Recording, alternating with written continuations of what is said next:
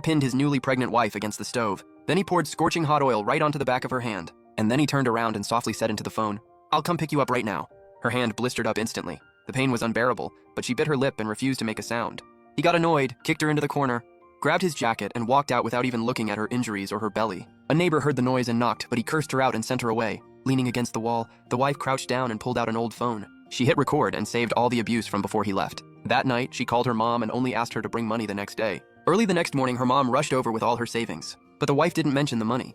She pointed straight at a box hidden deep in the closet. She emptied everything out of it and took the computer from the living room too. Her mom saw her swollen, burned hand and broke down crying, but still did exactly what she asked. She packed up the gifts and the transfer records showing money he sent to the other woman. Then she packed up the wife's things and loaded them into the trunk. When the husband came home with the other woman, half the house was already empty. He instantly snapped and grabbed his wife by the hair. "How dare you touch my stuff? You want to get divorced or what?" She slapped his hand away and held up her phone. On it was his voice calling her worthless and threatening to hurt the baby with hot oil. He panicked for a second, then got cocky again. "You think some crappy recording scares me? This house was bought by my parents. You're not getting a dime, so get out." She didn't argue.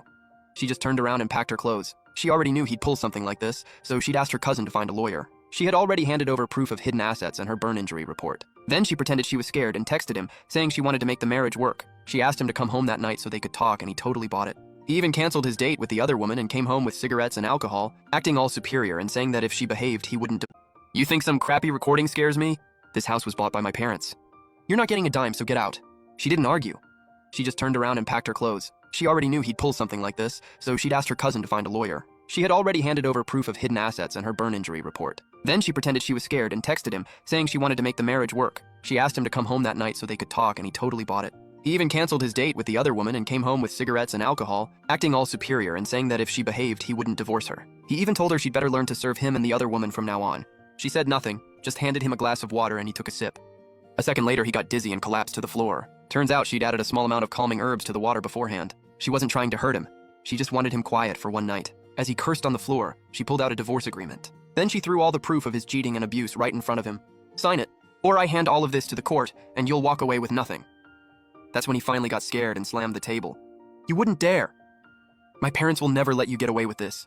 She just sneered and called the women's hotline on speaker. She reported the abuse and the hidden assets right in front of him so he could hear every word. The next day, his parents showed up exactly as expected and started screaming at her.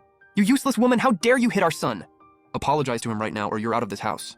She didn't argue. She just pulled out photos of her burns, the recordings, and the bank records. Then she brought out the property gift agreement proving the house had been given to both of them. His parents were stunned. They'd completely forgotten about it. They still thought the house was theirs. When he realized he couldn't take the house, he tried to steal her premarital jewelry. He reached for her neck, but she twisted his wrist and pinned him down. He screamed in pain. She had already told her cousin to wait